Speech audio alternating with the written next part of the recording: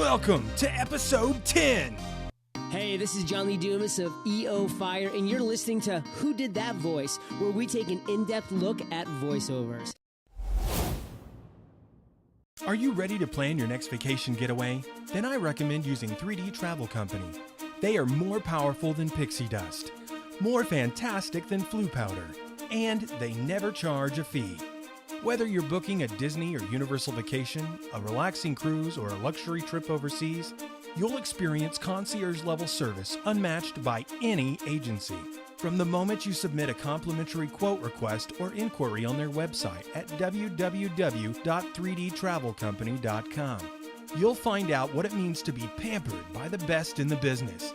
That's 3, the letter D, travelcompany.com. And tell them Trenton sent you.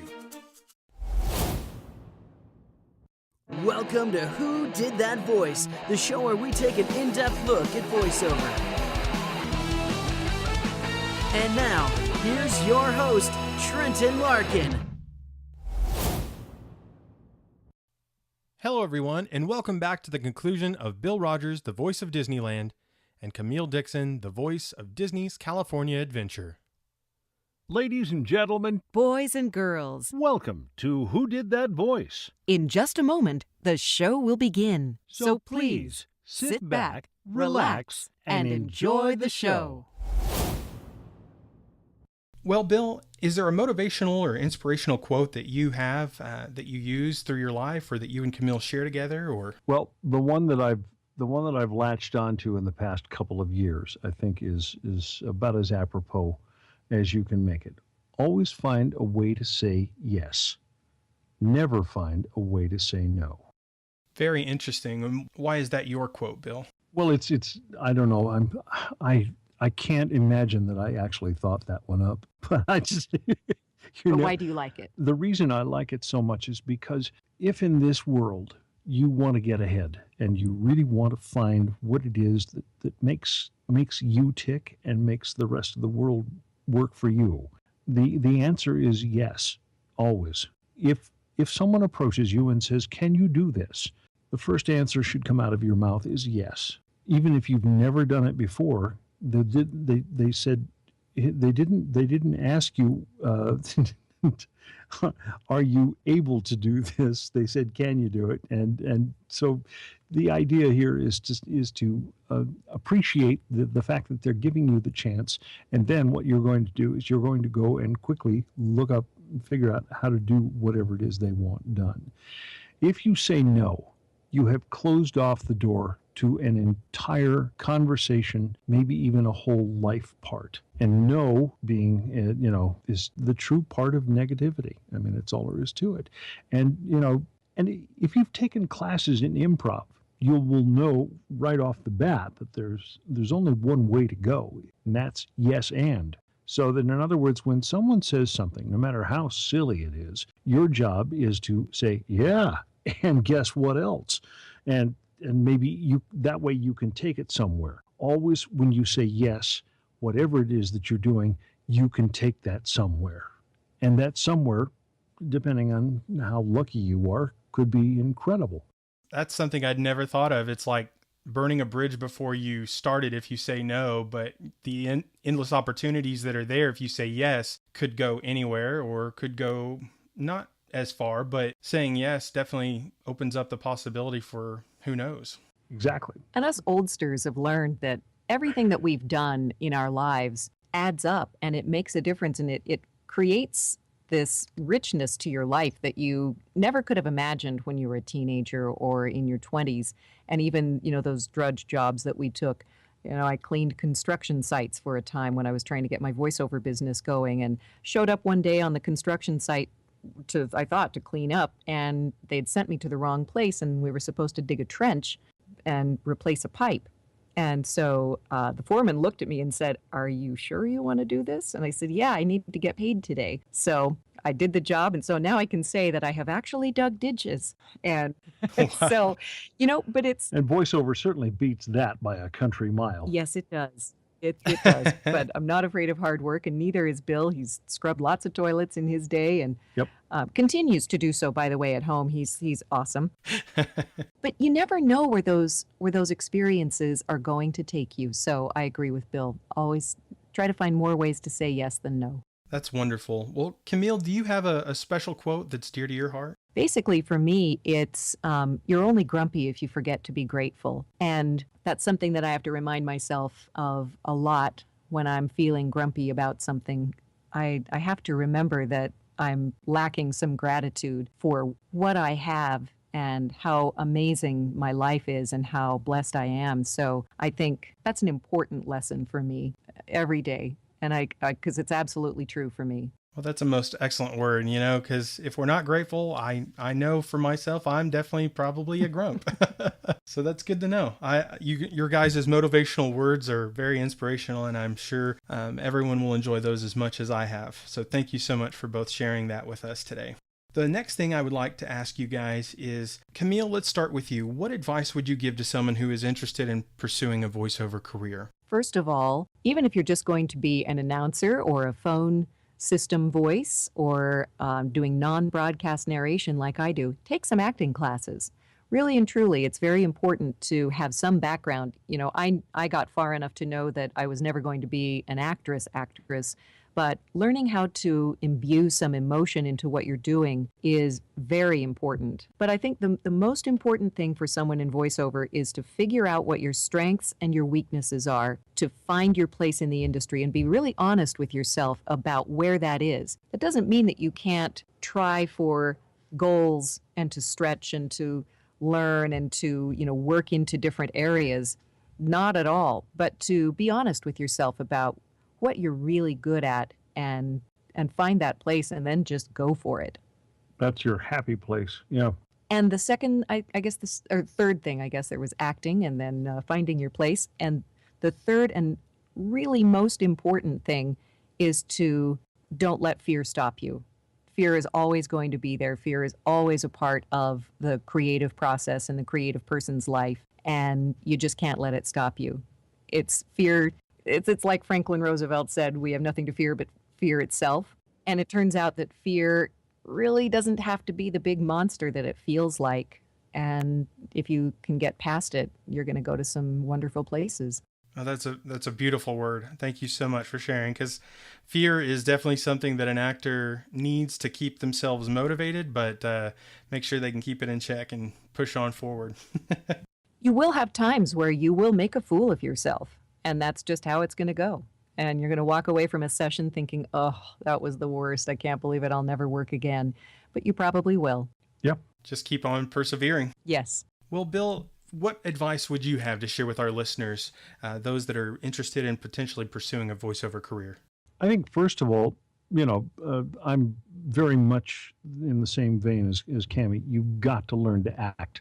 Without doubt. If that means going to a community college and getting to be a part of their little theater group, if you're still in high school and want to produce get into the drama club. I mean, it will help you in ways that you will never completely understand, but always appreciate. So acting, number one. Number two, don't expect it to happen overnight. We knew a lot of overnight sensations that have taken 10 and 12 years to get started. The idea is give yourself some time to do the things that will take you in the right way, because there are always going to be people who have classes on how to do something. But my suggestion more than anything else is use your own head until you get to the point where you can actually take classes that will do you some good after that. And how do you do that? Well, every one of us have a smartphone these days, and every one of those smartphones has a recording device. My suggestion is that you get yourself a good pair of headphones that you can plug into that phone so that you can hear back after you've recorded something and listen to yourself. Get used to the idea of your own voice, and also get used to the idea of how a specific piece of copy, no matter what it is, how it should sound. And when you can make it sound the way you think it should sound, then that's the time you go get some classes. But until then, just make sure that you can buy fancy equipment if you really want to. But my suggestion is use your phone first and make sure that you understand where you are as a voice. Most interesting. So make sure, like you're saying, test it out before you go out and buy all this equipment and realize it's not even something you want to do or something you want to pursue. Just try it out on a basic it's level. really interesting because today's telephones, today's cell phones and smartphones and whatever you want to call them are really excellent pieces of recording gear. I mean, I lived in a time when we used to record on a piece of wire. Literally, it was a fairly thin piece of wire, but nonetheless, it was one of those things. We'd take this out on a remote location and record sound effects and other people's voices with it, and bring it back. It was a spool of wire, and that's all there was to it. And it had all the fidelity of a flip phone. Wow. Well, do you, Bill or Camille, do y'all have any upcoming projects that you would like to share with our audience today?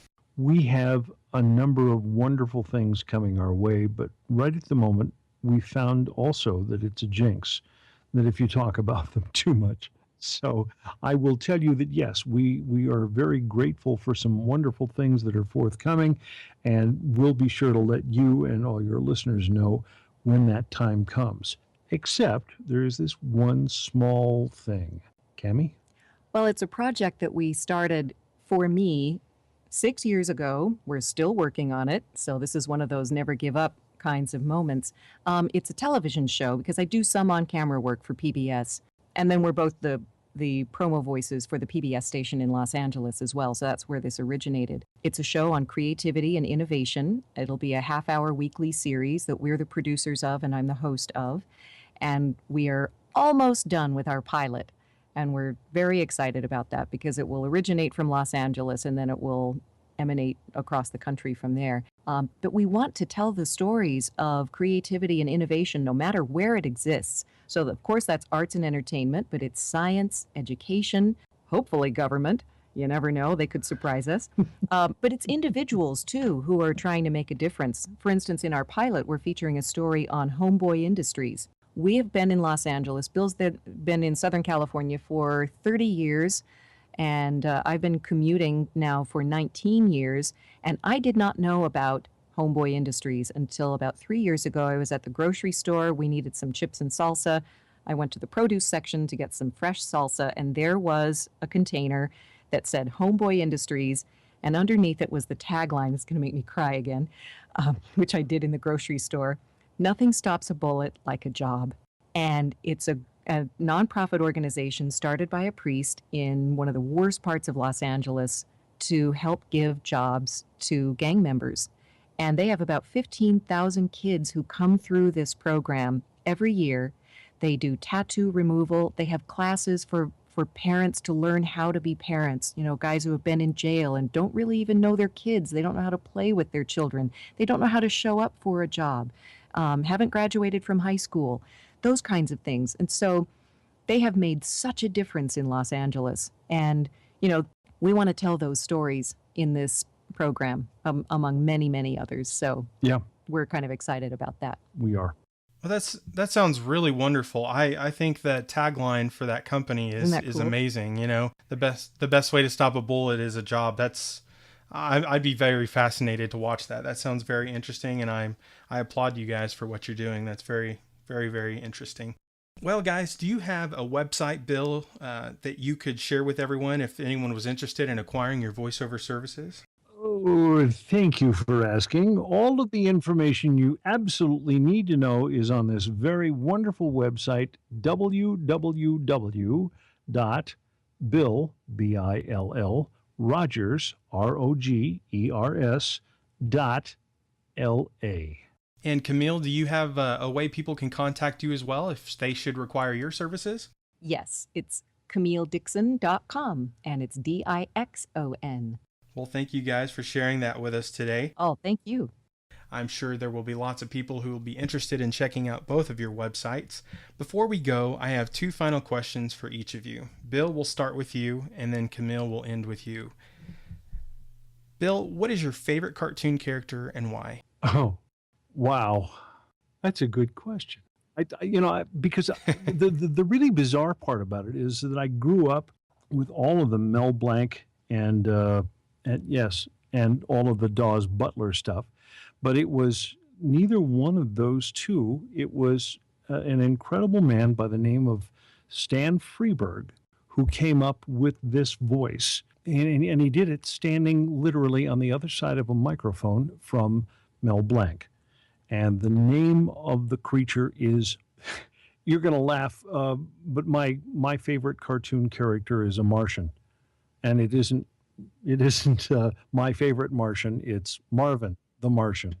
Marvin the Martian was created by a fellow by the name of Stan Freberg, who has come up with wonderful characters, but most of those characters have come up because he was standing across on the other side of a microphone from the inimitable Mel Blanc. And Marvin the Martian is one of those few characters who's shown up in about 3 or 4 different short comedies, and his voice was just absolutely one of those things that just blew me away. And Freberg blew me away with all of his silliness. One of these days, we've got to sit down, or somebody has to sit down and come up with a full history of all of the craziness that is Stan Freberg. So we'll do that in another episode. But nonetheless, Marvin is, where is the earth-shattering kaboom? That's my favorite line. Well, Marvin is actually my very favorite character, and he was the first voice that I ever mimicked as a kid. So. Oh, awesome. That is cool. That is cool. He was actually a huge reason on my About Me page why I created this show, and it was all started with my father imitating his voice, and then I did it, and kind of got me into this world of voiceover before I even really knew what it was. So. But I'm glad that Marvin is your favorite character. That's awesome. And as far as Walt Disney movies go, Bill, what is your favorite Disney movie and why? Oh, animated. That's almost impossible. Well, I tell you what my favorite is right now. Finding Dory. Yes. And before Finding Dory, my favorite Disney movie was Zootopia. It's whatever the current movie is. The current Disney animated movie seems to be my favorite movie of the year. I love all of them. I remember pieces from every last one of them, and they are all spectacularly good. Just because they came from the mind of some of the craziest people I've ever met. That is most fascinating to hear. Well, Camille, the same questions for you. What is your favorite cartoon character and why? Mine is Charlie Brown. And I think, Charlie Brown, I don't know why. It's just I've always loved Charlie Brown. I grew up in the era where we didn't have video recorders, and you had your one shot every year to watch Charlie Brown Halloween or Charlie Brown Thanksgiving or Charlie Brown Christmas. And it was such a special thing to sit down in front of the TV and watch it, and it was over so quickly. And then, of course, when videotape became available, I bought them all and got my kids hooked on them. And so they're adults now, but we still do an annual Charlie Brown marathon in the fall where we watch Halloween, Thanksgiving, and Christmas. And I think it just kind of reminds me of great childhood memories and the innocence of childhood. And yeah, I just love Charlie Brown. No matter what, he keeps on trying. Well, that's very special to hear, Camille. He's definitely a character who's dear to my heart, too. I was Charlie Brown in Charlie Brown the Musical, so. Oh, cool. And he is definitely one of those characters that has to persevere through the most adverse situations, it seems, at times. And, the fact that you get to share those memories you had as a child with your kids, I know that has to bring back some amazing memories. Yes, definitely.